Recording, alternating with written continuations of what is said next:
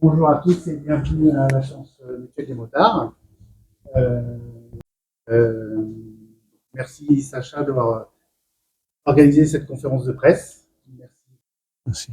Merci Jérôme. Merci. Bonjour à toutes et à tous. Merci de vous être rendus disponibles ce matin pour la conférence de presse. Il a présenté l'épreuve de la finale du championnat de France Superbike au Vigan pour le week-end du 26 au 28 septembre, du vendredi au dimanche inclus. Ça marque le grand retour du Superbike dans la Vienne puisque ça fait 10 ans que ça n'avait plus eu lieu. C'est le fruit de la volonté conjointe de Christophe Arieux, qui est le président du Val de Vienne Moto et qui est en plus l'organisateur. Un organisateur, il a rappelé le coût d'une telle organisation et c'est important qu'il y ait des gens qui se mobilisent et qui se mouillent. Et donc aussi la conférence de presse vise à assurer la plus grande promotion pour que l'événement soit un rendez-vous, que ce ne soit pas une fois qu'on le reproduise, mais ça devienne une habitude. On travaille évidemment avec Christophe Guillot qui en assure également la promotion et puis qui a garanti aussi le fait qu'il y ait de nombreux pilotes, et notamment Bartholomé qui est avec nous ce matin. C'est toujours le titre, c'est ça au Vigan? Ouais, c'est ça, tout à fait. Déjà, bonjour à tous. Merci pour cette conférence organisée. En effet, pour moi, le Vigan, c'est l'événement, on va dire, j'avais deux événements majeurs cette saison qui étaient la wildcard, donc on a fait avec le GMT 94 au circuit de Manicourt qui est passé, et la finale au circuit du Vigan. Donc voilà, on a fait une saison qui s'est déroulée super bien. J'ai la chance de jouer le titre. On arrive avec 31 points d'avance. Le Vigan, c'est la maison, donc forcément un très grand événement. Donc moi, j'interviens ici en tant que député, mais aussi en tant que motard. Et le but, c'était d'apporter un peu tout le savoir-faire ou l'aide que je pouvais à un milieu, à un sport et surtout une pratique que j'adore depuis toujours. Et donc c'est une façon de rendre un peu à tous ceux qui m'ont donné quelque chose à un moment donné. Christophe, peut-être tu peux nous présenter l'événement que tu organises. L'événement, on va le présenter tout au long de la matinée, mais avant tout, bonjour à tous. En effet, un grand merci à Sacha, qui représente un peu nos politiques aussi. Et puis à GMT, qui aujourd'hui, GMT, c'est quelque chose d'assez historique pour nous, parce que voir le Val de Vienne Moto avec le GMT que l'on connaît tous, et puis tous ceux qui nous accompagnent, c'est à dire voilà, aujourd'hui, c'est une association de 1901, mais c'est également des passionnés, et on retrouve toute cette population, hein, les compétiteurs professionnels, les politiques, et puis en plus, bien entendu, Bart qui a la pression, hein, d'ailleurs, hein, pour notre beau motoclub de ramener ce beau titre de 600, puisque ce serait une année vraiment assez exceptionnelle pour Val de Vienne Moto. On y reviendra tout à l'heure, et ses pilotes. Puis un grand merci aussi à Guillaume qui va animer ce moment-là avec nous, qui à l'occasion est aussi un bon pilote chez nous dans une autre discipline, et on pourra faire un petit aparté. Merci à vous et on va y aller. Eh bien, bonjour à toutes et à tous. Tout d'abord, évidemment, merci et bonjour à Sacha Houlier, qui le disait tout à l'heure, il est député de la Vienne, mais également motard. Il pose le genou par terre. Non, mais c'est important de le dire, parce que souvent on dit que les politiques sont pas dans la vie, mais là, lui, je peux vous assurer que il a posé le genou par terre, non pas au circuit du Val de Vienne, au circuit de Carole. Il faisait froid, donc c'était super, un grand moment. Il fallait d'ailleurs le calmer un peu parce que il aime bien y aller. Et merci beaucoup Christophe d'avoir repris 10 ans après le Vigan. Pour moi, c'est un circuit qui m'a marqué les années où je courais, et j'ai toujours beaucoup regretté que le championnat de France ne repasse plus par le circuit du Val de Vienne, par le Vigan. Et vraiment merci beaucoup au circuit du Val de Vienne, au motoclub d'ailleurs de Bartholomé Perrin, donc à Christophe Arieux tout simplement, d'avoir relancé cette épreuve, qu'elle puisse repartir pour toute la région. Je pense que c'est un moment qui va être vraiment important, mais pour le sport moto aussi. Et puis enfin, Bartholomé Perrin, c'est très rare qu'on joue le titre à domicile, parce qu'un championnat de France, c'est plusieurs épreuves. Il est allé au Mans, il est allé à Nogaro, l'Anneau du Rhin, les Donons, Pau-Arnos, et eh bien la finale, c'est chez lui, c'est à domicile. Il arrive en tête du championnat. Il a fait une super saison. C'était encore une fois le but pour lui n'était pas forcément d'être champion de France, parce qu'il partait avec une moto peut-être un petit peu moins compétitive, la Yamaha R6 qu'il pilote, et le modèle précédent qui précède celui que nous roulons aujourd'hui, la R9, et une configuration moteur plus proche de l'origine que beaucoup de ses concurrents. Mais ce qu'il souhaitait, c'était viser ce qu'on appelle la wildcard, donc pouvoir être intégré au GMT 94 pour courir en mondial l'épreuve française qui se courait à Manicourt du championnat, voilà, l'épreuve mondiale du championnat du monde. Il y a eu accès, c'était son rêve. Et le gros bonus, c'est qu'en plus, il peut jouer le titre de champion de France. Ce qu'on n'attendait pas vraiment, parce qu'encore une fois, il se bat contre des motos avec des cylindrées plus importantes. Et il a fait une super saison. Donc, on va lui souhaiter d'être champion de France. Et bienvenue à vous quatre. Effectivement, merci à Mutuelle des Motards de nous accueillir. Donc, on va pouvoir commencer un peu les questions-réponses si vous êtes prêts, messieurs. On va commencer par Sacha, par rapport à la passion de la moto, par rapport à l'engagement politique et ce que nous disait très bien Christophe. Sacha, ma première question sera, on vous connaît comme député, mais moins pour votre passion de la moto. D'où vient-elle et depuis quand, au final, cette passion du deux roues? Alors la moto, on tombe souvent dedans quand on est petit. Et moi, c'était mon cas. D'abord, mon père est un des fondateurs de la Mutuelle des Motards. C'est carte à 4 chiffres, avec cette idée que les motards peuvent avoir des assurances qui sont moins chères et qui à la fois s'autorégulent, puisqu'il y a des commissions qui sont très importantes, les entrées, enfin bref, c'est une longue histoire. Et donc c'est une passion que j'ai cultivée par la fréquentation de l'endurance, les circuits d'endurance, un peu plus après sur les grands prix, mais au départ c'était plutôt au Mans que mon père m'emmenait quand j'étais tout jeune. Et donc c'est extrêmement important pour moi dans mon action politique d'avoir toute une série d'accompagnements. Alors c'est ce qui fait au niveau national, la lutte contre le technique moto, en expliquant pourquoi en fait on faisait mieux et qu'on n'en avait pas besoin, les sujets de légalisation de boîtiers éthanol, de légalisation de la circulation interfile, toutes les questions d'équipement avec la promotion de l'airbag, encore une fois une démarche qu'on a montée avec la mutuelle et des fabricants français, puisque c'est le but aussi. Et puis localement, bon il y a des actions qu'on connaît annuellement, c'est la balade des Pères Noël à moto. C'est ce qu'a fait Christophe avec la préfecture, qui était très réussi sur le plateau avec les CRS, découvrir la pratique du deux roues sur la place de la mairie. C'était il y a maintenant 6 mois, un peu moins de 6 mois. Oh, c'était même, non, c'était en juin. Mai ou juin. Bah, donc voilà, c'était il y a 3 ou 4 mois. Et donc là, chaque fois qu'il y a des locaux qui se remontent les manches pour faire pour promouvoir la pratique de la moto, moi je pense que c'est important. Et là, il y a un vrai enjeu à ce qu'on mobilise le plus de gens possible pour que l'opération soit un succès. Et c'est pour ça que j'ai voulu prêter main forte. Merci beaucoup. C'est vrai que sur le circuit du Vigan, on attend énormément de monde. Il faut on veut effectivement que ça soit une finale, mais également une fête de la moto et qu'on rassemble énormément tout parti passionné. Donc merci pour votre engagement.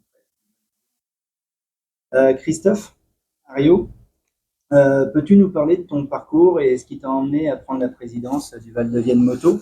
Parce que c'est vrai que Christophe est également compétiteur et pratiquant, donc par contre, c'est vrai qu'il nous emmène vers le haut.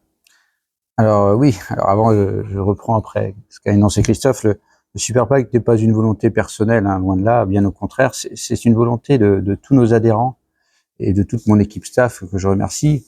Et c'est aussi une culture historique sur le Val de Vienne Moto, puisque mes prédécesseurs ont tout fait pour faire venir le Superbike à l'époque, qui était déjà un très beau rendez-vous, et qui de ce fait, d'année en année, finalement, toujours la même histoire, c'est l'équilibre financier.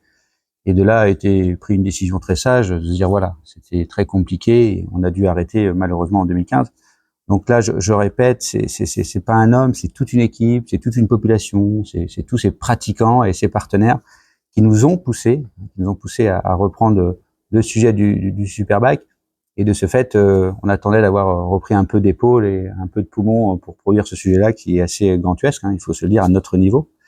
Et en effet, pourquoi avoir pris ce motoclub? C'est par continuité, parce qu'avant tout, je suis passionné, tout comme vous, je pense, ici autour de la table, mais également parce que je suis aussi pratiquant. J'ai la chance de pratiquer, on va dire, ce sport qui est la moto. Et c'est vrai que l'intérêt d'une association, c'est aussi de bien comprendre ce que veulent les adhérents, ce que veut ce sport, où va ce sport, et de mesurer comment on y va. Et c'est là que j'ai eu la chance de rencontrer des belles personnes et de créer une nouvelle équipe avec un comité de direction et de mener à bien. Donc, c'est plutôt une satisfaction personnelle en travail d'équipe que le besoin unitaire. Et puis, j'aime ça. Mes adhérents aiment ça. Et le Val de Vienne Moto est plutôt une marque désormais, plutôt que qu'un club lambda. Donc ça me va bien, j'aime bien ça. Et la preuve en est, on est encore là aujourd'hui, on prend du temps. Oui, c'est tout à fait bien résumé. Et Christophe, avant d'être team manager, patron d'équipe, tu as été également pilote. Tu l'as répété tout à l'heure, tu as connu d'être victorieux et gagner un titre sur un autre circuit qui t'est cher. Qu'est-ce qui t'a emmené à passer du guidon au management et de faire cette transition qui emmène si bien? Pour moi, il n'y a pas vraiment eu de transition parce que j'ai toujours été finalement le manager puisque j'ai commencé le sport moto très tard. J'ai commencé à l'âge où certains pilotes de haut niveau arrêtent. Et donc, la seule solution pour moi pour m'engager dans le sport moto, c'était d'être acteur de mon destin, c'est de créer mon équipe, le GMT 94. Ça s'appelait d'abord CAP 94 au tout début. Puis très vite, ça s'appelait GMT 94. Mais donc j'ai toujours été à la fois président du GMT 94 et le pilote. Et quand j'ai décidé de raccrocher mon cuir, alors qu'à moitié parce que je l'ai raccroché en course, mais j'ai toujours raccroché au fond quelque part pour quand j'ai besoin de faire un tour sur un circuit. J'ai d'ailleurs roulé au Vigan il n'y a pas très très longtemps. Et bien là, finalement, j'avais une activité qui était moins intense que quand j'étais pilote. Donc c'est finalement plus facile aujourd'hui que ça ne l'était quand j'étais à la fois pilote et manager. Donc les organisations, les déplacements, c'est une continuité par rapport à ta jeunesse, on va dire, de pilote. Et je fais le lien entre toi et Bart, du coup, donc pas une génération d'écart, mais Bart, c'est vrai qu'à ton époque où tu disais, Christophe, on commençait tard, Bart, c'est vrai qu'aujourd'hui, les pilotes commencent de plus en plus tôt. Et aujourd'hui, tu as quel âge, Bart, et tu vas jouer le titre? J'ai 21 ans. Voilà. Et de le jouer à la maison par la suite, mais c'est vrai que c'est deux époques différentes. Donc, est-ce que tu t'imagines, toi, aujourd'hui, être manager en même temps que tu roules? Là, non, c'est un truc que j'ai jamais pensé, mais c'est sûr que Christophe, il me connaît, c'est ce que je dis souvent. Moi, je suis de Neuville. Là, ici, on fait la conférence à la Mutuelle des motards à Poitiers, donc on est juste à côté, à moins de 20 kilomètres. Christophe, il me connaît depuis que je suis vraiment un tout petit gamin, et c'est sûr que aujourd'hui, on commence tôt. Je vois tous les pilotes, ça commence très très jeune. Généralement, les enfants, moi par exemple, mon père m'a mis à la moto, j'avais 4 ans. En fait, il a attendu que je sache faire de la moto sans roulette. Et direct, il m'a balancé sur une moto. Donc aujourd'hui, ça commence très jeune. Là, aujourd'hui, je suis dans une situation où j'ai évolué. Il n'y avait rien de sérieux à la base. C'est mon père qui me poussait à faire de la moto et on en faisait ensemble. De fil en aiguille, j'ai commencé à gagner. Au début, c'était un championnat de ligue. Après, ça a été championnat de France, un karting. Et c'est monté comme ça, crescendo. Aujourd'hui, je pense que j'ai une vraie opportunité et je crois en moi et j'ai des objectifs qui ont différé d'avant. Avant, c'était juste un plaisir, une passion comme ça. Maintenant, j'ai vraiment envie de faire quelque chose dans la moto. Et voilà, je fais juste étape par étape. Là, je suis jeune, je suis dans une bonne dynamique, celle que sans doute que j'ai jamais eu de ma carrière pour l'instant. Donc, c'est le moment de tout donner, c'est le moment d'y aller si je veux réussir à faire quelque chose. Et après, la vie, elle est longue. Donc, si jamais j'ai d'autres envies, d'autres projets plus tard, et bah, ça sera avec plaisir. Et puis, quoi qu'il arrive, je continuerai à faire des choses qui m'animent. Sacha, donc on revient un petit peu sur le parcours. C'est vrai que là, on entend Christophe et Bart qui disent entre manager, pilote, mais du coup, en fin de compte, ça revient aussi à ta vie, concilier le rôle de politique et la passion de moto et avoir un tel engagement, ça revient comme une vie de pilote et de manager, du coup, la politique. Ouais, alors l'avantage, c'est que moi, je peux concilier certaines activités professionnelles avec des engagements parce qu'on trouve dans la société beaucoup d'enjeux sur la moto. D'abord, la place de la moto dans les villes, hein, c'est sur la liberté de circulation, c'est sur les questions d'adaptation au changement climatique, c'est des questions qu'on traite. Et puis, dès 2020, en réalité, c'est Motomac qui était venu me chercher pour faire un reportage sur les motards de l'Assemblée. Et après, je leur ai dit, mais est-ce que vous avez déjà travaillé avec des motards qui sont élus? Ils m'ont dit non, parce que ça fait pas bon d'avoir l'image des motards quand on est élu. Je dis ah bon, pourquoi? Parce que généralement, on perd les élections après. J'en ai gagné 2 depuis. Je suis un peu vacciné par rapport à ça. Non, mais ce que je veux dire, c'est que en fait, il y avait on parle de lobby de la moto, ça n'a jamais été organisé. Et donc, moi, je pense qu'il n'y a pas de raison que les motards soient moins bien défendus que les autres. Et c'est pour ça que, en fait, au plus de toutes mes activités politiques, j'ai pris cette cause comme je défends la cause des supporters, comme je défends d'autres causes qui parfois sont un peu incompris ou il y a des collègues qui me font les gros yeux parce que c'est une incompréhension pour eux, hein, c'est des choses qui sont totalement étrangères, mais après tout, je pense que voilà. Y compris maintenant, on l'a totalement institutionnalisé, ce qui fait que ça n'est plus circonscrit à la fédération sportive, à la FFMC, la mutuelle, c'est la SIAM, la chambre syndicale, avec qui on a vraiment globalisé les actions de travail pour qu'on défende bel et bien les motards en France. Donc ça rebondit un petit peu à la question que je voulais poser après, mais donc il y a vraiment un lien entre l'esprit de la moto, la liberté, l'adrénaline et celui de la politique en fait. Donc c'est le message que tu fais passer et qui est chouette. Et puis en plus dans mon parcours politique, disons que j'ai eu quelques démonstrations pour montrer que j'étais assez libre, y compris mon propre parti politique. Donc de ce point de vue-là, effectivement, ça revoit bien les valeurs qui sont celles de la moto, y compris par ailleurs une qui est reconnue et qui fait que contrairement à l'image qu'on peut avoir, les motards sont très bien appréciés par la population parce que ils incarnent en quelque sorte la solidarité. Et je pense que c'est extrêmement fort. Alors nous, on le voit localement. C'est pour le coup l'égérie de ça, c'est ce dont je parlais tout à l'heure, la balade des Pères Noël. Mais l'esprit de la moto, dont j'espère qu'on le retrouvera au Vigan en très grand nombre dans 2 semaines, il y a un peu de ça. Et au fond, c'est bien que tout le monde s'en rende compte, y compris les motards eux-mêmes. C'est notre Val de Vienne Moto, la solidarité est très présente et on en parlera un peu plus tard et on met des actions en place. Donc effectivement, Christophe, ton rôle principal avec ton staff, hein, bien sûr, on entend bien que tu n'es pas tout seul et que tu emmènes une équipe avec toi.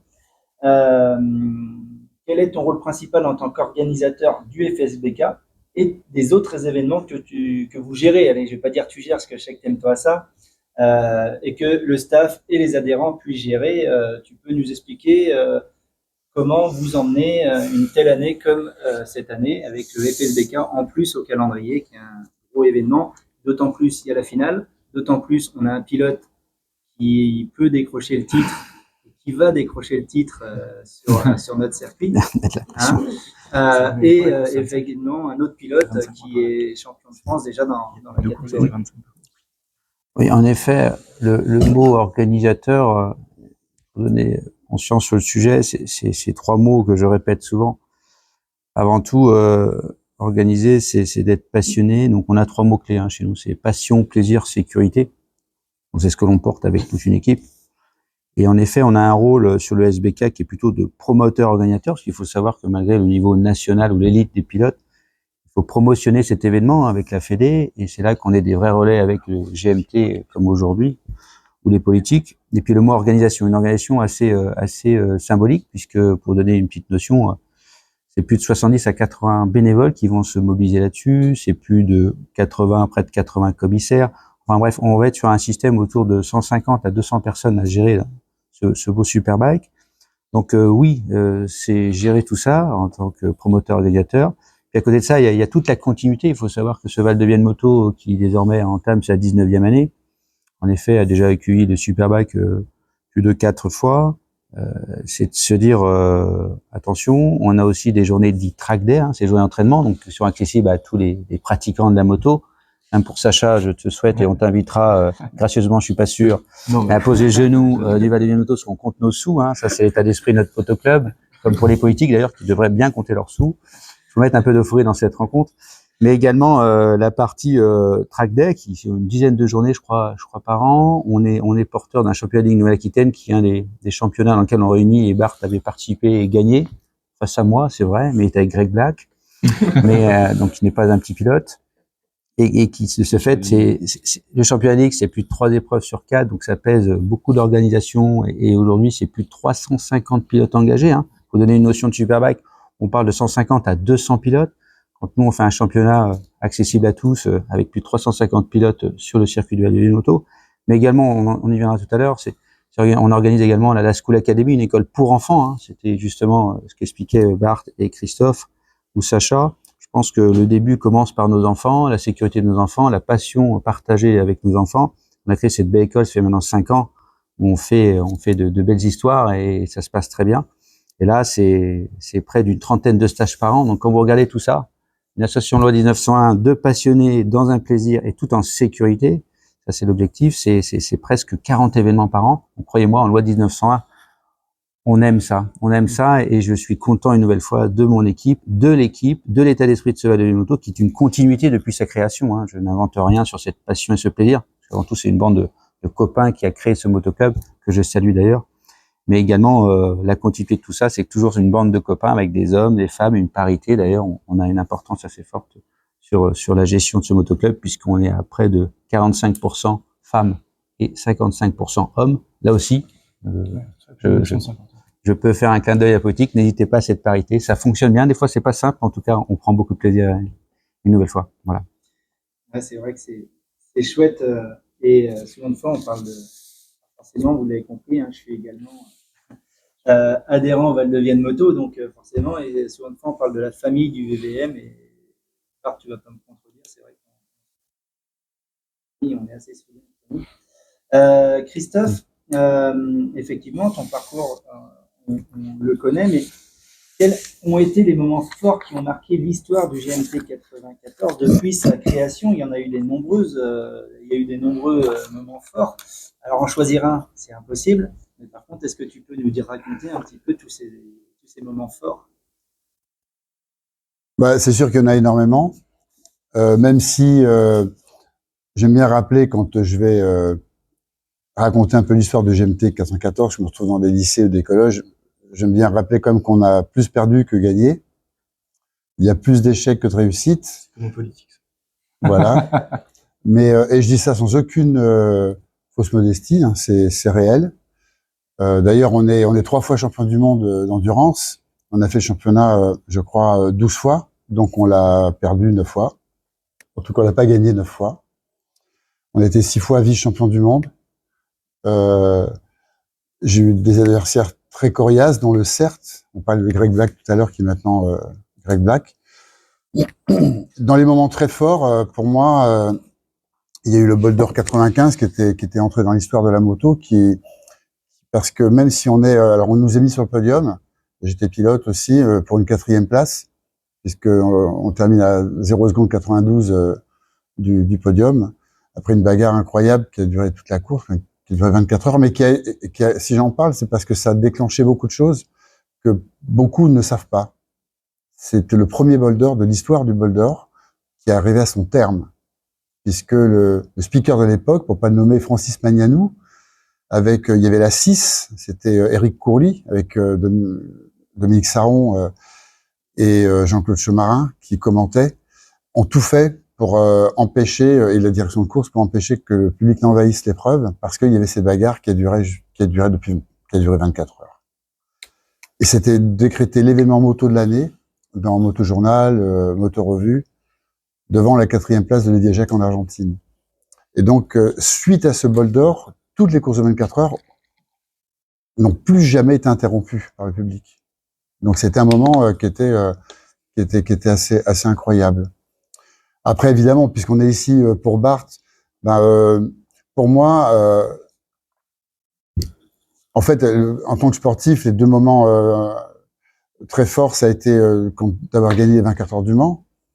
Mais je dirais que pour moi, les moments le plus forts, et celui-là, je pense que je le mettrai au-dessus de tout, c'est le titre de champion de France de Superbike. C'est le plus haut niveau de la vitesse nationale. Là, pour la première fois, c'était moi tout seul. J'étais champion de France. À ce jour, d'ailleurs, je reste encore le seul pilote qui a pu être champion de France avec une machine privée quand les motos officielles sont engagées. Donc, ça restera pour moi un moment incroyable. Et puis après, en tant que manager, si je devais garder un moment, c'était la première victoire, parce que quand on a tout basculé, 2017, en fait, on gagne toutes les courses du championnat, à l'exception de Suzuka, sur lequel on est comme titré champion du monde. On gagne le Mans, le Bol, l'Allemagne, la Slovaquie, et on décide de tout arrêter pour partir en vitesse mondiale. Et là, dans les premiers échecs, ça a été avant-dernier, les 2 premières courses. Mais quand l'année suivante, avec Jules Cluzel, on gagne en Thaïlande, je pense que ça sera peut-être pour moi le moment le plus fort de de l'histoire de l'histoire que j'aurais pu construire avec le GMT 94.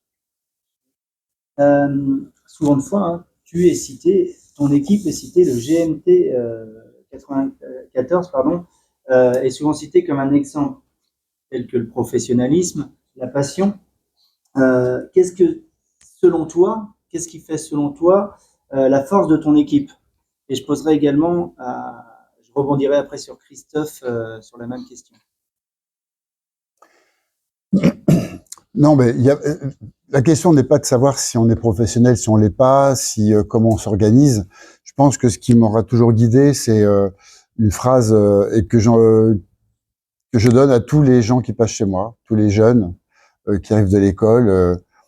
C'est une phrase qui vient de Léonard de Vinci, en fin de compte, les détails font la perfection et la perfection n'est pas un détail. Donc, je pense que le sport moto peut se résumer à ça. La vie aussi, que cette phrase, on l'applique dans tous les métiers du monde, quels qu'ils soient. Et je pense que c'est pas question d'être plus professionnel que les autres, c'est simplement d'attacher de l'importance aux détails, d'attacher de l'importance aux autres, et d'avoir du sens, que ce qu'on fait ait du sens. Là, c'est de la moto, mais la moto, ça permet de construire tellement de projets, de répondre à tellement de rêves, que si on sait pourquoi on est là, pourquoi on le fait, alors toutes les activités qu'on mène sont guidées par ce souci, effectivement, après de rechercher la perfection. Christophe, nous aussi en tant que motoclub, on est souvent regardé. Et qu'est-ce qui est le point fort de ton équipe et du motoclub? C'est plutôt la satisfaction, mais en effet, l'esprit de ce monde qui est la moto, l'esprit de l'association qui est la nôtre, quelque part, c'est ce tous, le mot tous, il y a toute population. Comme beaucoup, aujourd'hui on le voit, hein, on parle de professionnels, on parle de politique, on parle de gens de tous les jours. C'est de réunir toute cette population, et le Superbike est un moment et en effet un beau rendez-vous où, quel que soit le niveau social, quel que soit l'état d'esprit du quotidien des uns et des autres, c'est de se retrouver dans un bon moment, de partager cette passion commune. Et ça, c'est une vraie satisfaction de dire voilà, tout horizon, tout individu sont là pour justement regarder ce beau spectacle. Et puis en même temps, ça permet aussi de mettre en avant, certes, notre sport, par le biais de Bart, hein, qui lui aimerait cette carrière, et je lui souhaite et on lui souhaite, mais de mettre en avant également la dynamique locale. On parle en Vienne, en effet, du Futuroscope, on parle de plein d'autres prestataires, et c'est super. Et on a cette infrastructure hein, qui est le circuit, et on estime à notre petit niveau de créer cette dynamique avec des retombées directes et indirectes. Ça, c'est assez important pour nous, puisqu'on fait beaucoup de made in local. La preuve en est, le GMT est ici à la maison, tout comme le Val de Vieux-Moto. Nous sommes du 86, nous sommes avec un élu du 86. Donc je me dis, voilà, ça a du sens. Ça, c'est une vraie satisfaction que je porte et que l'on porte en esprit d'équipe, puisque il n'y a pas que moi, là aussi, je le répète, c'est toute une population qui représente près de 400 adhérents et dont plus de 60% de compétiteurs dans ce beau et grand club. Voilà. Ok, super, merci beaucoup. Maintenant, on va procéder à des questions-réponses par la Nouvelle République et éventuellement une petite interview de Chérie FM, c'est ça? Ok, donc si vous avez des questions, on va en profiter et puis.